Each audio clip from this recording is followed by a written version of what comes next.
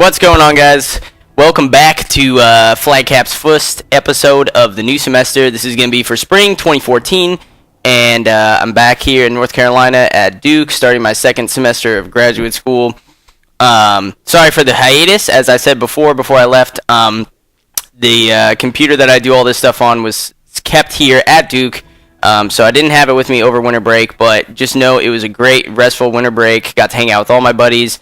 Shout out to the Vegas crew. We went to Vegas for a couple days, as the last shout out would imply, and did some pretty sick shit. I did get the flu for like a week of my month off, which was kind of unfortunate, as it was right around New Year's, but either way, but fucking, it worked out. So anyway, I'm really excited to be back here with you guys, bringing you some new content, playing some new games, and as you can see right here, I'm playing Assassin's Creed 4, Black Flag.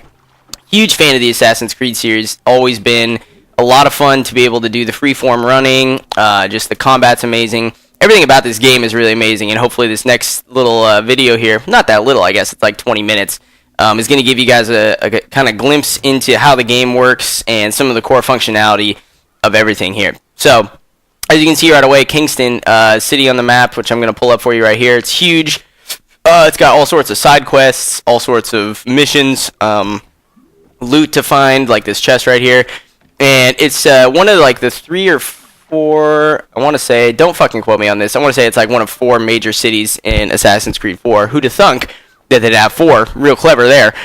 And this one is more of a vertical city. It kind of reminds me a lot of like Assassin's Creed 2 when you're in Florence and Venice. It's got more of that kind of feel, and the same thing with Havana in this game. And then there's a couple that are more like fishing villages, which are more just like low level for ambiance and stuff, like ambiance, whatever, stuff like that. I was kind of pissed that guy shot me right there. But this will give you a little glimpse into the combat system, as that kid gets wrecked. This guy misses me. And these bigger dudes are kind of a pain in the ass when you're fighting multiple enemy types simultaneously. You really have to switch it up. Normally it's just like, alright, I'm fighting someone, I press B to counter, and then press X to do an attack on my own, and you can link the attacks. But right here you'll notice I have to press A to shield myself from those guys. Those are the gunners, and these are the normal attack people who just get destroyed. But yeah, overall I think this game is pretty amazing, and I'm going to use the first part of this video to just kind of talk about where I want the future of this channel to go, and kind of some hopes and aspirations for my gaming career, quote-unquote, in general. So what I realized over break is that I really enjoy doing reviews of games. I spent a lot of time researching gaming companies. Most recently, I spent like the last month looking into Telltale Games and their work on the Walking Dead video game series and The Wolf Among Us. And in case you guys haven't watched the Walking Dead show, it's pretty amazing. The game doesn't necessarily have anything to do with it, in the sense that it doesn't use the same characters. However, it is set in the same universe, so it's really, really similar. And those games are kind of akin to choose your own story books that you used to maybe read when you were younger, where it's like, oh, if you want to kill this dragon, flip to page 44, and if you want to run away from the dragon like a little bitch, flip to page 20. So really great idea. I'm excited that a company's kind of pursuing that style of gaming, and it's in some ways people argue maybe you shouldn't even call it video games. They're more like interactive movies, because a lot of it is dialogue based and you're picking how you want to interact with characters. I'm not going to get too much into it here because this is an Assassin's Creed video. But either way, if you haven't checked it out, check it out already. Season 2 of The Walking Dead game is on Xbox Live now for download. You can get a season pass for $25, or you can buy the first episode and play it, which is about an hour and a half of gameplay for about $5.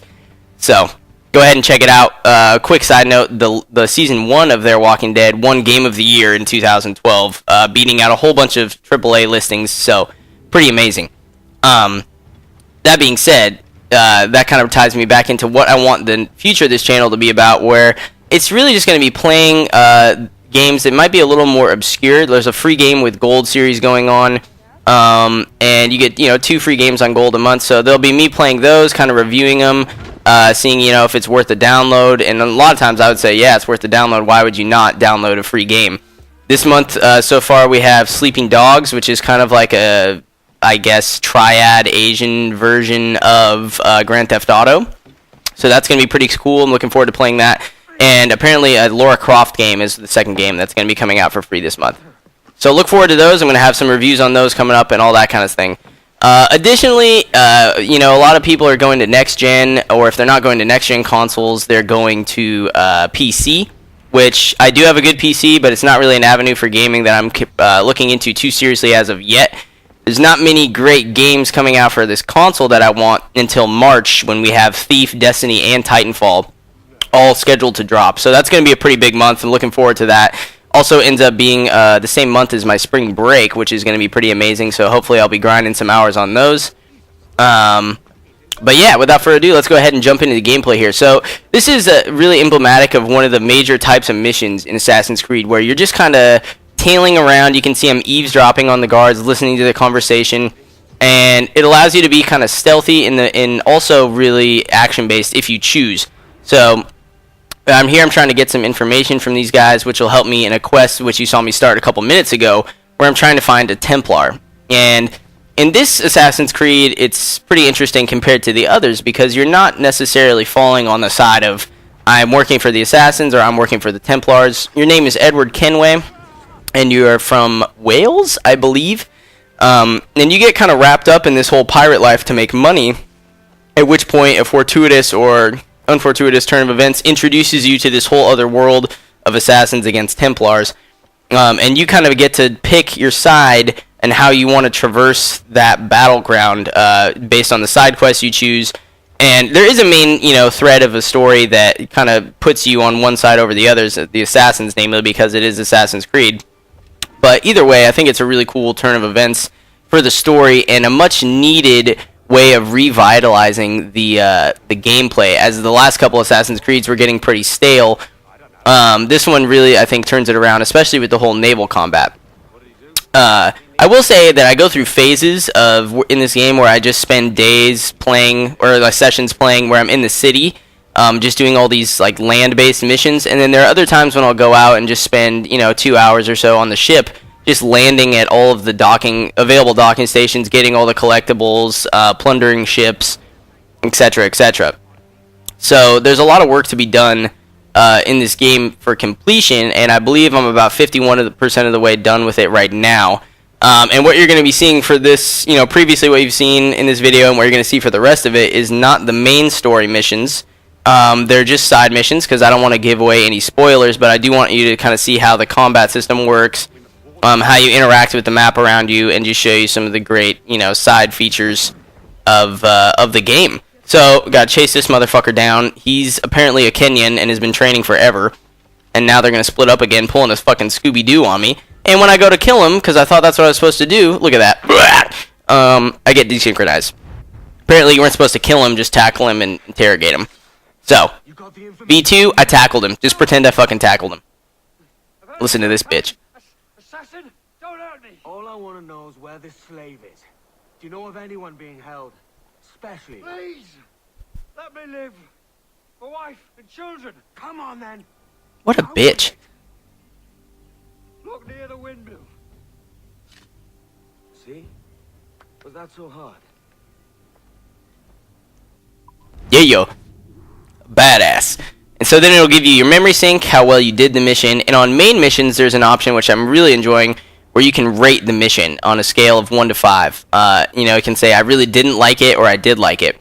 And, for ones that are more stealth-based, you might like those more. You might like the action ones more, the tailing ones more, the looting missions more. So it really gives the developers a chance to get feedback from the community during the game. It's almost like a beta in a way, where it's like, hey, this is the stuff that we did. What do you guys like? What do you not like? We're going to use that, I'm assuming, in creating DLC and creating future titles to really see what kind of missions that people are enjoying playing more. Really great idea. And that guy gets taken out from a haystack. Racks on racks on racks. And these little guys right here are all around the main cities, and these are assassin contracts, so working with the assassins again. And the previous mission I did is a Templar hunt, which is a basically more intense form of these contracts. These contracts are like a one-and-done kind of deal. You get a target, they show up on the map, as you'll see right here, and you kill them, and you get a prize, and that's it. The other ones are multiple steps to it. So I got the information from tailing the guards, and from there, I now have the information to go and free certain amounts of slaves if I want, or anything like that. So, let's get up top here and try to just fuck with this guy. the verticality in Assassin's Creed and like the way that you interact with the map has always been one of the best things about it. And it's so easy to just free run a city. Just holding down the right trigger, pressing A, I kind of fumbled that, can get you to climb on any sort of material that you want, on any building that you want for the most part, any tree. It's really amazing. It's almost like a parkour video game, and they've been doing it for years now, ever since the very first Assassin's Creed, which I think was one of the reasons that the game ended up being so successful in the long run, was its ability to kind of draw people into a new movement style. And I would encourage people to look at that more when you're looking at games. Just see, how do I interact with the map, and like how am I moving around? For first-person shooters, I think it's a really big deal because there's so many of them out right now, and at times it's difficult to tell the difference between them. And that's one of the main ways you can do it, is say, how is my character in a multiplayer map moving around? You know, Halo is a huge emphasis on jumping to shoot people, to avoid getting shot, all that kind of stuff, crouching. Call of Duty, you have the slide ability, you have the going prone and laying completely flat on the ground to stay hidden, and a way faster sprint. So just things to be looking for, especially as March comes around and Titanfall comes out. It'll be interesting to see how that feels as far as map movement. So you see right there, I completed the contract. There's multiple ways to do it. I could have run in and just killed him. There I chose to use some darts, which made him go berserk and his allies attack him, which allowed me to just kill him by sitting up on a roof and not having to get myself in any danger. Now you're getting a bigger view of Kingston. The red areas are restricted areas, and the little thing I just set the marker for right there is an Animus fragment. It's a series, or one of about 5 different collectibles in this game.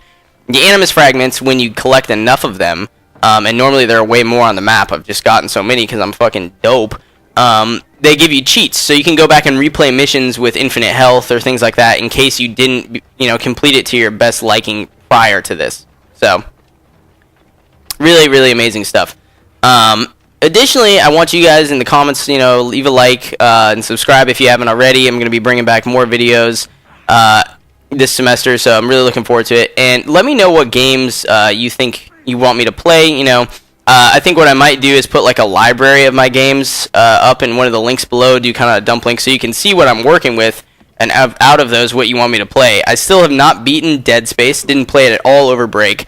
I was kind of leaving it for the YouTube series because I know you guys would want to see it. Look at this just couple right here, just looking at the view. Hey guys, what's going on? What's cracking?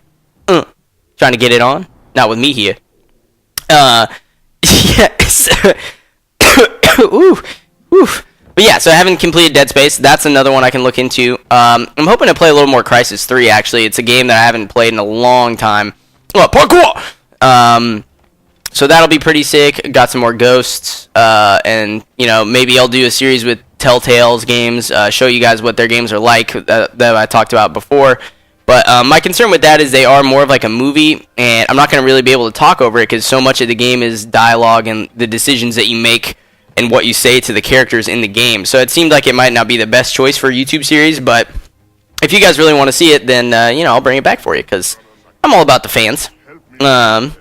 Yeah, what else is new? Oh, let's see. So, as far as competitive first-person shooters go, where I've kind of made my claim prior to that and saying, like, I'm an FPS gamer. I love shooters. I'm good at shooters.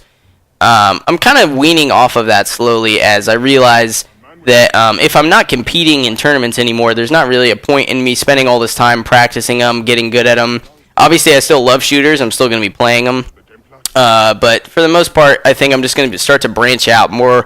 When I was younger, you play games for the campaign, you play them for the story, and I think that's kind of where I've seen myself going in the future, and maybe writing reviews, doing some blogs, that kind of thing. So if you guys think that's something you'd be interested in reading, or know other people that would be interested in reading, let me know. Alright, so right here, we're going to be freeing these slaves. Let's go. 2 guards right there, so I could take them out and just fight them, or I can hire these guys. These are mercenaries. There are also prostitute dancers you can hire, and some other thugs, and you can set them to attack certain enemies and help you out on parts of missions if you think that you might need a little help. So right here, I'm just letting them engage, and I'm just like crouching, fucking lurking on the side, and I'm like, alright, I'm gonna hop in now. I'll give you a little bit of help. So this guy's, I'm using the twin blade, the assassin's main weapon here, taking him out. The combos and the fighting in this game it looks amazing. Every time you kill someone, it's such a satisfying feel, especially with the dual blades. And I use those more than the swords, which kill enemies quicker, because these, you get to do all those really quick hits with them, and it just looks amazing. So, coming over here, this guy's about to get the dick. 5 against like 1, don't know what he's thinking. I would have just run if I was him and be like, oh, my teammates are dead, or my friends are dead, I'm fucking out. Not sticking around. So we're going to free this guy. Thank you. Hurry to my bureau. Oh, yeah, welcome. What the fuck is that guy doing? He's like, I freed someone, I'm out, I'm running. Run, run, run. Come on, give me the... No, I don't want the gun.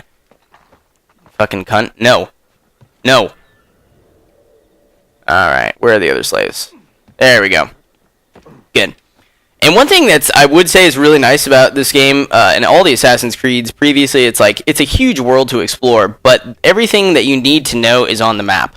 Every icon that you need, every indicator in order to play the game successfully and not feel lost and overwhelmed is there. So you see, these are already there telling me to go free them. Easy, easy peasy cover girl. What the fuck? Why is that jingle still in my head? Alright, so I already got some teammates still with me, the hired dude, so I'm not going to hire any more, but I am going to come over here and try to get a dope air assassination on this convoy. This is where the verticality comes in. Anywhere in time you're above them, you're prompted, press X, drop down, get the dual assassination on these guys, and now it's just time to fight them, see what I can do. This guy's getting the dick. Oh my god! Oh my god. It's like, even if it didn't kill him, that would hurt so fucking much. That, like, the rest of... Oh, Jesus. Oh, my... Yeah. Just imagine that, right? See, now the warfare in the world is so, like, distant from everything. You know, you have guns, you have drones, tanks, whatever. It's so depersonalized, but, like, can you imagine living back then when it's like, if you wanted to... If you had a squabble with someone, so you had something to say, you wanted to go bodies, it's like, alright, we're going bodies, literally. You're running at me with a sword. And I'm going to have a sword, and we'll see what happens. Not to romanticize it. Obviously, the violence is still, you know, unnecessary. But in a way, it has a kind of flair to it that modern combat doesn't have. Which is why I feel like Game of Thrones and all those kind of shows do appeal to us so much. Because it's a different time and just seems like a lost age. Which it is, you know. But one of the nicer things, too, if you're kind of a cerebral person, Assassin's Creed is known for being as historically accurate as possible in a fictional universe. And so as you're assassinating these key people in the game, and they all have names, if you check, you know, Wikipedia or whatever, these people 90% of the time died on that day that you're killing them in the game, and they were real people. And there's a whole database in the game that gives you just the history of the towns that you're looking in. So Ubisoft, as a developer, I think does a really great job of looking into the history of the games they produce. They want to make them accurate. They want it to feel as real as it would had this actually occurred. So props to them once again. And now we're freeing the third slave. We're going to let him go and see what happens here. I think we get some money or some shit from the mission. I'm not entirely sure. Oh, what the... Saving. Loading. Saving. Loading. Saving. Loading. Yeah, the load times in this thing can be fucking ridiculous compared to PC and whatever, but it's all good. Oh, let's listen. Let's listen. Shh. Or do you grow fond of it? That's it. No Templar. What about the key? The Templar did not show himself. You will have your key next time. No, Anto, there is no next time. When you discover your conscience or admit how badly you want the key, there will be a next time. Ooh. Mission complete! 100%. Alright, there's no side quest or like side tasks for that one, but a lot of the main missions, which you'll see later in this series of videos, is like you'll have to kill someone, but there'll be side constraints like do not be spotted, or take out three guards with guns, or take out 3 guards with sleeping darts, or you know, things like that, or skin 2 crocodiles mid-mission. There's a whole bunch of stuff like that that gets you those full completion, and that's where the animus fragments from before and the cheats come into play, because if you had trouble, you know, there's some where it's like do not take any combat damage. Well, it can be pretty difficult, but if you have the cheat where you have infinite health or full health that never goes down, it's really easy. So now I'm going to be showing you guys really quickly before I end this video, and my next video will be more naval based. I think this was just kind of the cities, so you can see how you move around and combat on land. This is your ship, which is called the Jackdaw, and it's fully upgradable. You just go into your cabin, and you can change the cannons, the sails, the ram, the figurehead. You can recruit crew members. When you're out on the sea, you can collect shanties so that your guys can sing while you're out on the open water. And you can see they cheering when I get on the ship. That's your first mate, Adewale. He's a fucking G. Don't mess with him. That's his name. Don't wear it out. Oh, man. It's like fucking Tron in here. I'm stuck in the machine. Let me out!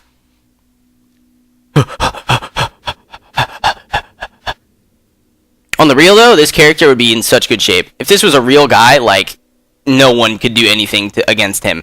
The best stamina ever. He can swim for miles, run for miles, climb anything. This guy's forearms must be busting. Every time he faps it, it's probably just a goddamn carnival.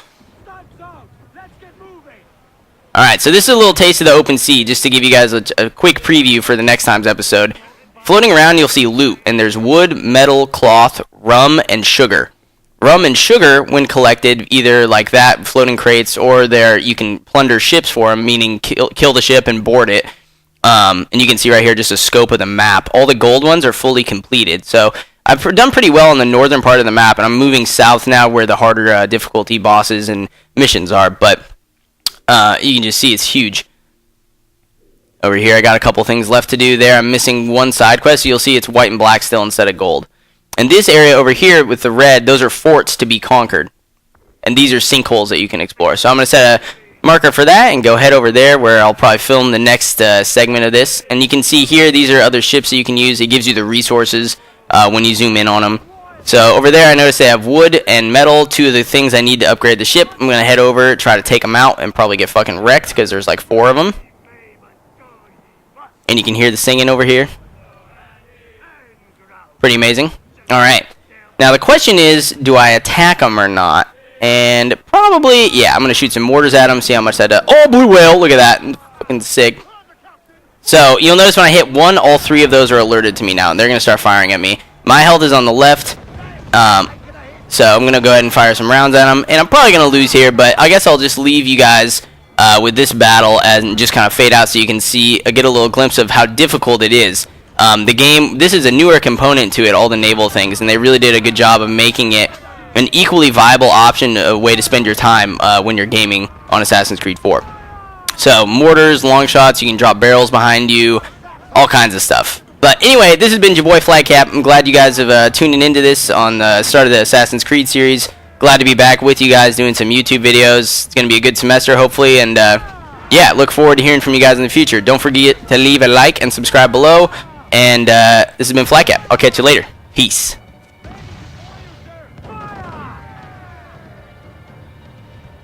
Ready to fire!